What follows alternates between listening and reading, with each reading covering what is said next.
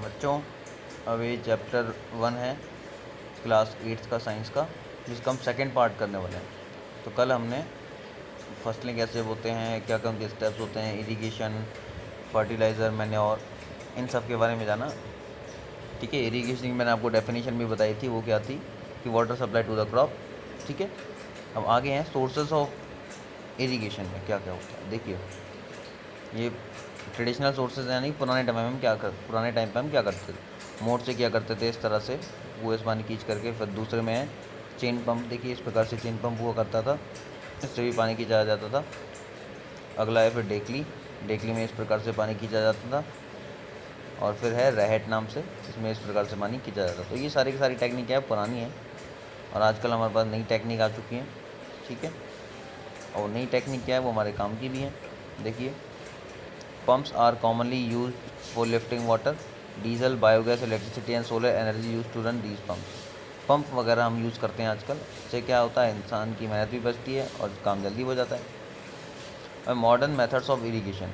ठीक है, अब मॉडर्न मेथड क्या है, एक है स्प्रिंकलर सिस्टम। ठीक है, और दूसरा है आपका ड्रिप सिस्टम। देखिए, स्प्रिंकलर सिस्टम में क्या होता है, इस तरह से वाटर सोर्स से पाइप को अटैच किया जाता है। ठीक है, तो एक गैप गैप पर पाइप होते हैं, उस पर एक नोज़ल होती है। नोज़ल से पानी स्प्रिंकल होकर के फसलों के ऊपर जाता रहता है और फसलों को पानी मिलता रहता है। ठीक है, इसको हम बोलते हैं स्प्रिंकलर सिस्टम। इससे पानी का जो वेस्ट है वो नहीं होता। एक है ड्रिप सिस्टम। ड्रिप सिस्टम में क्या होता है, फसलों के आसपास पाइप्स को बिछा दिया जाता है और उसमें से बूंद बूंद कर करके पानी बाहर आता रहता है। गार्डन वगैरह में हम ड्रिप सिस्टम करते हैं। ठीक है, तो जब बूंद बूंद करके पानी आएगा तो पानी वेस्ट भी नहीं होगा और जितना पानी चाहिए उतना पानी मिलता रहेगा। ये आपका डायग्राम ड्रिप सिस्टम का है, देखिए इसमें बता रखा है। और ये आपका जो डायग्राम है वो है स्प्रिंकलर सिस्टम का, ये आपने देखा होगा आराम से। अब है प्रोटेक्शन फ्रॉम वीड्स। वीड्स क्या होता है, मैंने आपको कल बताया था। वीड्स ऐसे अनवांटेड प्लांट होते हैं जो आपकी मेन क्रॉप को नुकसान पहुंचाते हैं, वो अनडिज़ायरेबल प्लांट्स हैं। ठीक है, तो हमें क्या करना चाहिए, बीज बोने से पहले हमें वीड्स को बाहर निकाल देना चाहिए। हैंड पिकिंग से निकालते हैं या फिर हम खेतों को प्लो करवा करके हम उसको निकाल देते हैं। उसके बाद भी नहीं निकलता तो हम क्या करते हैं, वीडीसाइड्स का इस्तेमाल करते हैं। वीडीसाइड्स क्या होते हैं, एक प्रकार के केमिकल कंपाउंड होते हैं। ठीक है, उन केमिकल कंपाउंड को हम क्या करते हैं, अपने इंस्ट्रूमेंट में भर करके स्प्रे कर देते हैं, जिससे वीड्स वगैरह मर जाते हैं।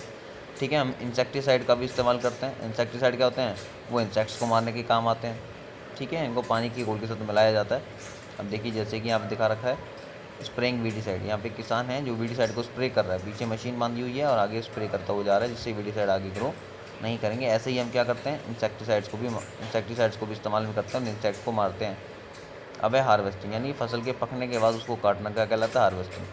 Harvesting of a crop is an important task. The cutting of crop after it is mature is called harvesting. यानी जब क्रॉप मैच्योर हो जाए तो उसको काट दीजिए, वो क्या होती है, हार्वेस्टिंग।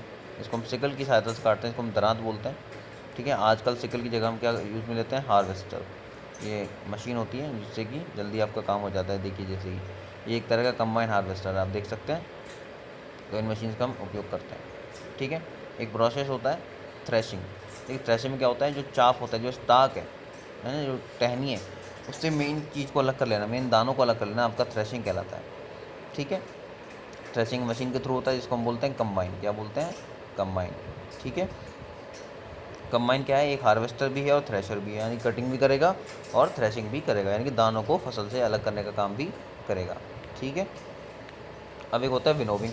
विनोविंग को हम बोलते हैं हिंदी में फटकना। ठीक है, यानी कि जो जो आपका ग्रेन है उसको चाफ से अलग करते रहना, साफ़ कर लेना उसको। ठीक है, तो दाना अलग हो जाएगा, उसका चाफ जो इकट्ठा हुआ है, भूसा जो होता है वो अलग हो जाता है। इसको हम विनोविंग बोलते हैं। हमारी घर में भी मम्मी वगैरह करती है ना विनोविंग, जो होता है उसको फटक फटक के साफ़ करते हैं गेहूँ को, उसको विनोविंग बोलते हैं। अब है स्टोरेज, अगला वाला स्टोरेज, यानी कि हमने फसल तो उगा ली, इनको काट भी लिया, अब इनको स्टोर कैसे किया जाए, क्योंकि इनके सड़ने गलने का खतरा बहुत ज़्यादा रहता है। तो उनको स्टोर कैसे करें, हम उनको अपने अनाज की टंकियों में भर के रख देते हैं, उनके अंदर नीम की पत्तियाँ लगा देते हैं, गोले लगा देते हैं, चूहों से बचाने के लिए, माइक्रो ऑर्गेनिज्म बचाने के लिए, मॉइस्चर से बचाने के लिए। तो ये आपका क्या कहलाता है, स्टोरिंग कहलाता है। क्योंकि फसलों पे बैक्टीरिया, फंजाई, कीड़े मकोड़े जल्दी अटैक करते हैं। अगर हमें अच्छा उत्पादन चाहिए, अच्छा पैसा कमाना है, तो हमें ये करना पड़ेगा। ठीक है, अब है silos for storage of grains. ये देखिए सिलोज, एक तरह की जगहें होती हैं जहाँ पे क्या करते हैं, ग्रेन्स को इकट्ठा किया जाता है। देखिए यहाँ पे लिख रहा है FCI यानी फूड कॉरपोरेशन ऑफ इंडिया। ठीक है, फूड कॉरपोरेशन ऑफ इंडिया क्या करती है, इन चीज़ों को स्टोर करने का काम करती है। ठीक है, farmers store grain in jute bags और metallic bins, however large scale storage of grain is done in silos and granaries. Farmer क्या करते हैं, हमारे घरों में अनाज की टंकी होती है उनमें करते हैं, जब बहुत ज़्यादा अनाज है तो उनको सिलोस में या फिर ग्रेनरीज में इकट्ठा किया जाता है। ठीक है, उनको केमिकल से ट्रीट किया जाता है जिससे कि वो जल्दी से ख़राब नहीं हो जाए। ठीक है, अब एक टर्म आता है एनिमल हस्बेंड्री। एनिमल हस्बेंड्री में हम क्या करते हैं, एनिमल्स को पालते हैं। ठीक है, जो आपके कैटल्स वगैरह होते हैं उनको पालना क्या कहलाता है, आपका एनिमल हस्बेंड्री। कैटल मतलब मवेशी, यानी कि ऐसे एनिमल जो आपको दूध वगैरह देने का काम करते हैं। ठीक है ना, हम उनको पालते हैं, वो हमें दूध देते हैं, हम उनको प्रॉपर फूड देते हैं, शेल्टर देते हैं।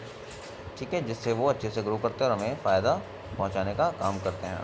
अब आप एक बार इस चैप्टर की रीडिंग करेंगे, हम क्वेश्चन आंसर वाले पोर्शन पर आते हैं, देखते हैं क्वेश्चन आंसर क्या कहते हैं। जो हार्ड होंगे हम वही डिस्कस करेंगे, बाकी आप अपने आप चैप्टर में से ढूंढ के करेंगे। देखें, select the correct word from the following list and the fill up भर रहे हैं, यानी कि the same kind of plant वाला जो है इसमें आ जाएगा क्या, क्रॉप आ जाएगा। The first step before sowing the crop is, first step क्या होता है, मिट्टी को तैयार करना है, preparation. Damage seeds would float, ठीक है, वो तैरेंगे ऊपर। For growing a crop sufficient sunlight and, sunlight के साथ साथ और क्या चाहिए, वाटर, और क्या हो गया, न्यूट्रिएंट्स।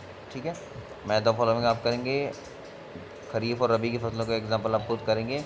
एक गर्मी की फसल है, एक सर्दी की फसल है, आप देखें कौन सी गर्मियों में आती है कौन सर्दियों में आती है, उनके एग्जाम्पल हो जाएंगे। Right a paragraph in your own words, यानी कि अपने शब्दों में पैराग्राफ लिखना है। अब अपने शब्दों में पैराग्राफ कैसे लिखेंगे वो अब देखें बुक की हेल्प लें। फर्टिलाइज़र कैसे डिफरेंट है, मैंने नोट्स इसकी आपकी बुक में एक टेबल बना रखी है, आप उसको याद करें।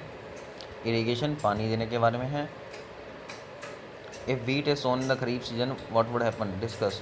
खरीफ सीजन में करेंगे तो क्या होगा, क्योंकि वीट क्या एक विंटर की फसल है, गर्मी में वो नहीं उग पाएगी। वीट को बहुत ज़्यादा पानी चाहिए तो गर्मी में इतना पानी उनको नहीं मिल पाएगा। ठीक है, तो नुकसान होते हैं। How soil gets affected by the continuous plantation of crop, यानी कि किसी खेत में एक ही तरह की फसल लगातार बोई जाएगी तो क्या होगा, भाई खेत के अंदर से न्यूट्रिएंट्स वो खत्म हो जाएंगे ना, तो अगली बार जो सॉइल है, सॉइल में न्यूट्रिएंट नहीं होंगे तो खरीफ जो आपकी जो क्रॉप्स हैं वो ढंग से उगेंगी नहीं। वीड्स क्या होते हैं, अनवांटेड प्लांट्स होते हैं। कंट्रोल कैसे करते हैं, वीडिसाइड्स का इस्तेमाल करके। ये अपने आप करें तो आपका ये चैप्टर इस प्रकार कंप्लीट हो गया है। ठीक है।